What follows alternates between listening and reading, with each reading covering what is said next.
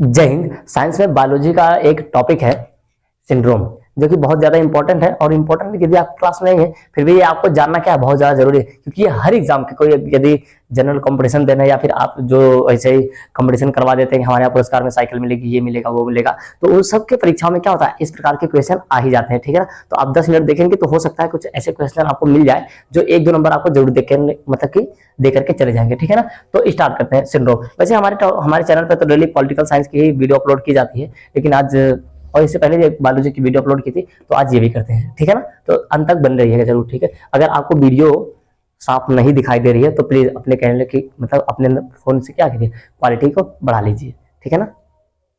तो देखते हैं सिंड्रोम। आखिर सिंड्रोम कहते किसे हैं? सिंड्रोम देखो, हमारे गुणसूत्र में, हमारे तो गुणसूत्र पाए जाते हैं ना 46 यानी कि 23 जोड़ी, तो हमारे गुणसूत्र में होने वाली अनियमितता को, किसको? अनियमितता को सिंड्रोम कहते हैं। हमारे गुणसूत्र में या तो कमी हो गई या फिर गुणसूत्र बढ़ गए, अनियमित हो गए। कैसे हो गए? तो अनियमित हो गए, तो उसी को क्या कहेंगे? सिंड्रोम। ठीक है। तो ये 4 टाइप के होते हैं। कितने टाइप के होते हैं? तो 4 टाइप के। एक होता है टर्नर, दूसरा होता है क्लिनेफेल्टर, और तीसरा होता है डाउन सिंड्रोम, और चौथा होता है पटाउ सिंड्रोम। ठीक है ना। चौथा कौन सा होता है दोस्तों? Patau syndrome. अब देखते हैं टर्नर सिंड्रोम है क्या।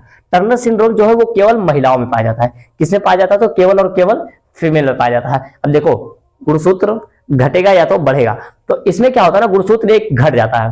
क्या होते हैं? तो एक गुणसूत्र घट जाता है, और इससे महिलाओं का शरीर अल्प विकसित हो जाता है। कैसा हो जाता है जी? तो अल्प विकसित, यानी कि पूरी तरह से विकसित नहीं होता। पूरी तरह से विकसित नहीं होता तो शरीर का कुछ ना कुछ अंग छूटेगा ही, तो वही अंग छूट जाता है जिससे महिलाओं में क्या होती है, मतलब कि संतान उत्पत्ति की क्षमता खत्म हो जाती है। ऐसी महिलाओं को बाज कहते हैं। क्या कहते हैं? बाजपन। ठीक है ना। तो अब वही क्वेश्चन कहेगा कि टर्नर सिंड्रोम से कौन सी समस्या उत्पन्न होती है? तो बाजपन की। जिस महिला को टर्नर सिंड्रोम की समस्या हो, टर्नर सिंड्रोम होगा, उसमें बांझपन देखने को पाया जाता है। ठीक है ना। आप इसी प्रकार से क्या करेंगे, 2 नंबर का लिख देंगे। फिर उसके बाद आएगा क्लिनेफेल्टर सिंड्रोम। उसके बाद क्या आता है? क्लिनेफेल्टर सिंड्रोम ये केवल पुरुषों में पाया जाता है। किसमें? तो ये केवल और केवल पुरुषों में पाया जाता है। और जब ये पुरुषों में पाया जाता है, इसमें भी गुणसूत्र 46 रहेंगे नहीं, या तो घटेगा या तो बढ़ेगा। तो इसमें गुणसूत्रों की संख्या हो जाती है 47।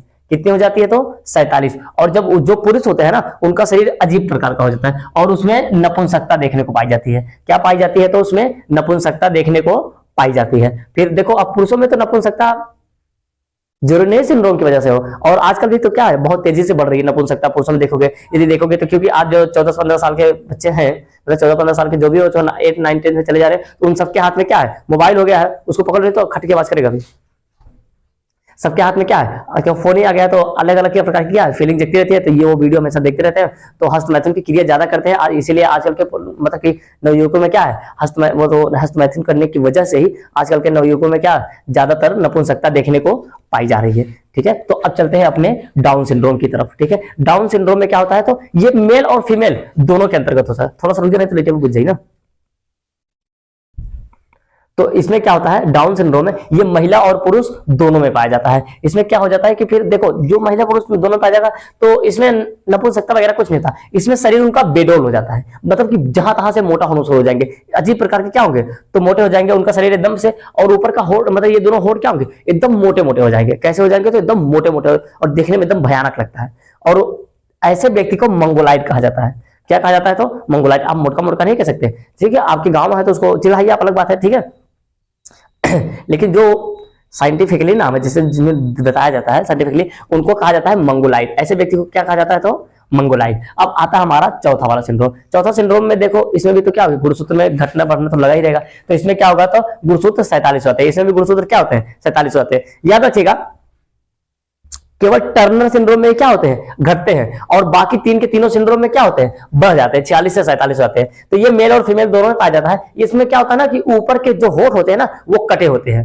ऊपर के होठ क्या होते हैं? तो कटे होते हैं। जिस व्यक्ति को भी पटाउ सिंड्रोम की समस्या, पटाउ सिंड्रोम हुआ है, उसके ऊपर के क्या होठ क्या हो जाते हैं? तो कट जाते हैं। आप अपने आसपास के मतलब क्षेत्रों में ऐसे लोगों को जरूर देखा होगा, ऐसे लोगों को देखा होगा जिनके ऊपर के होठ ऐसे क्या होते हैं, तो एकदम से कटे रहते हैं। देखने में थोड़ा क्या होता है, थोड़ा सा अजीब लगता है, बहुत ज्यादा नहीं, बट इसकी तुलना में तो ये लगभग लगभग क्या है, नॉर्मल ही है।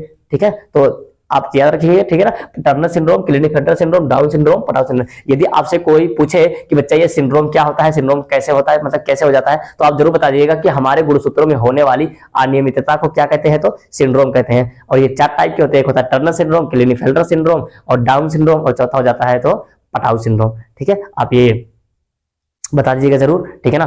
तो आज की क्लास को यहीं पर खत्म करते हैं, हम मिलेंगे नेक्स्ट क्लास में, तब तक के लिए जय हिंद।